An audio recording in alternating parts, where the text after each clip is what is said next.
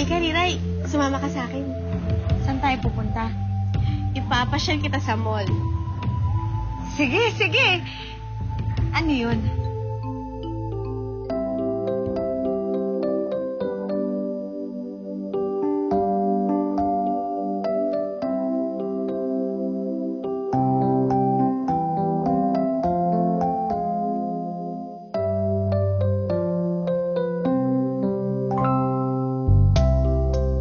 Riray, dito ka muna. Huwag kang aalis dito, ah. May pupuntahan lang ako doon. Diyan ka lang, ah. Hihintayin mo ako dito, ha?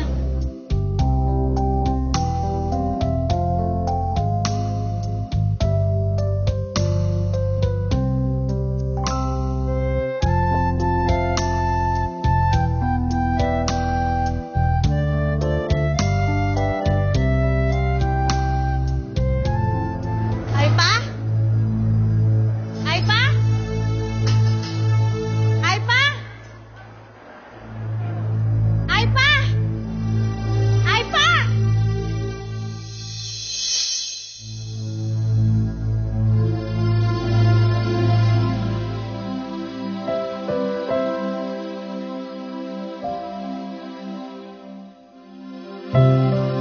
Ikaw? Bibian? Kumusta ka na? Mabuti. Ikaw? Ayos lang. Mami? Riray? May! Anong ginagawa mo dito? Paano kayo nakatakas ka, Nana? Paano kayo nakarating dito? Tawan mo ako! Hoy! Umay, bakit? Bakit mo siya tinulak? Magkakilala ba kayo? Mami, umuwi na tayo. Bakit? Mamaya na lang kami magkukwento. Gusto ko na akong umuwi. Uwi ka na! Saka lang, sandali. Umuwi na tayo, Mami! Umay! Umay, sandali! Umay! Umay, sandali lang!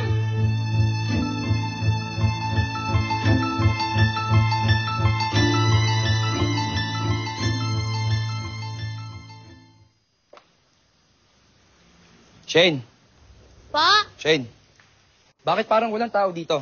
Asan sila? Si Ma'am Icy po, umalis.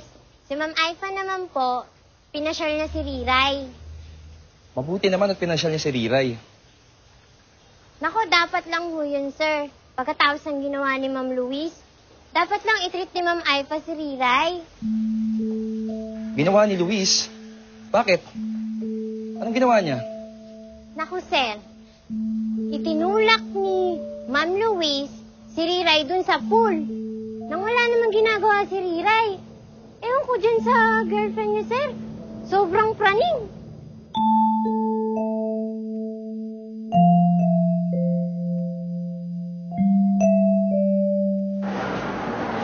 Riray! Ano ka ba?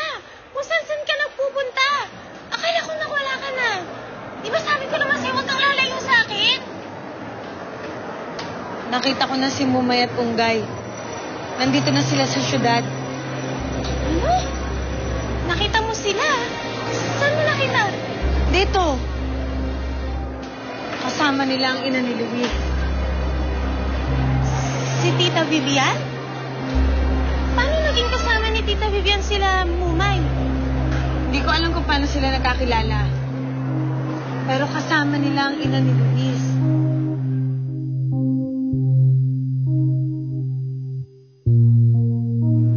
Mami, bilisan mo! Dalian niyo! Teka nga lang. Bakit pa kayo nagmamadali? Ano ba nangyayari? Kilala niyo ba yung babaeng yun? Kasamahan po namin siya sa gubat. Isa rin siya sa mga nakaligtas sa sasakyan namin bumagsak. Pero hindi namin siya kasundo kasi masama siyang tao. Kaya nilalayo ka namin sa kanya. Hindi siya mabuti. Mukha namang mabait, ah. Akala niyo lang po yun. Pero mapanganib ang Riray na yon. Kaya wag na wag po kayo magtitiwala sa kanya.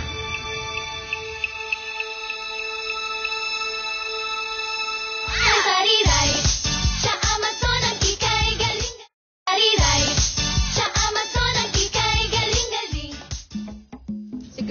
nagugutom na kayo. O ayan, kainin nyo to. Salamat, Ulab. Gutom na nga ako eh. Kaning, buro ka. Kumuha na kayo, dali. Ayoko kumain. Wala akong gana. Kapag hindi ka kumain, mamamatay ka sa gutom dyan. Oo nga, buro ka. Kumain tayo. Ano? Di bali na mamatay ako sa gutom. Di ako kakain hanggat nakakulong ako dito. Narinig mo yun, Ulab? Paninindigan ni Buruk ang sinabi niya. Kaya pakawalan mo na siya. Kapag ginawa ko yon, ako naman ang pagagalitan ni Nana. Kaya hindi ko kayo palalabasin dyan. Bakit, Ulab? Masaya ka na ba dito sa gubat? Hindi ka ba nalulungkot na tayo na lang naiwan dito? At hindi mo ba naisip na yung kakampi mo malaya na? Oo nga, Ulab. Sigurado, masaya sila ngayon dun. Bago yung pamumuhay nila. Kaya pakawalan mo na kami dito. Sumama ka sa amin, tatakas tayo. Dali na, Ulab! Ulab! Dali na. Ulab! Bilis na, Ulab! Ulab!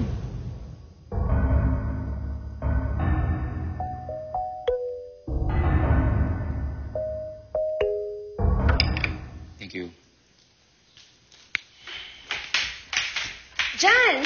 I'm so glad you're here. Pinagdiskitahan mo na naman daw si Riray. Pinuntahan mo ko para lang itanong yan. Bakit mo siya tinulak sa pool? Bakit? Di ba itinulak niya rin ako dati? Kaya gumaganti lang ako. Bakit kailangan mong gumante? Mas may pinag-aralan ka sa kanya, kaya dapat pinagpasensya mo na lang siya. And besides, akala lang niya sinasaktan mo, kaya niya ginawa yon. Inaaway mo ako ng dahil lang sa babaeng yan. Wala siyang kwenta, kaya wag na natin siyang pagtalunan pa. Huwag mo sasabihin wala siyang kwenta. At huwag mo na ulit-ulitin yan. Sasabihin ko kung anong gusto ko. Kung sa tingin ko wala siyang kwenta, ano magagawa mo? You know what? Mas ikaw ang walang kwenta. Kasi nangahama ka ng ibang tao. Alam mo, tama na to. Ayoko na makipagtalo sa'yo. Pag mula ngayon, maghiwalay na tayo. Sige na, Ulab. Pakawalan mo na kami dito. Lalayo ta kay Nana. At isasama ka namin. Sige na. Hindi. Ayoko. Hindi ko iiwan si Nana. Hindi ko siya tatraidorin. Pero kaibigan mo din si Unggay. Hindi mo ba siya gustong makita at hanapin? Wala na sila. Kaya para sa akin, patay na rin sila. Kaya tigilan niyo ako. Hindi niyo ako katulad. Hindi ako traidor. Oh, kain ka na lang. Niwasan ko na.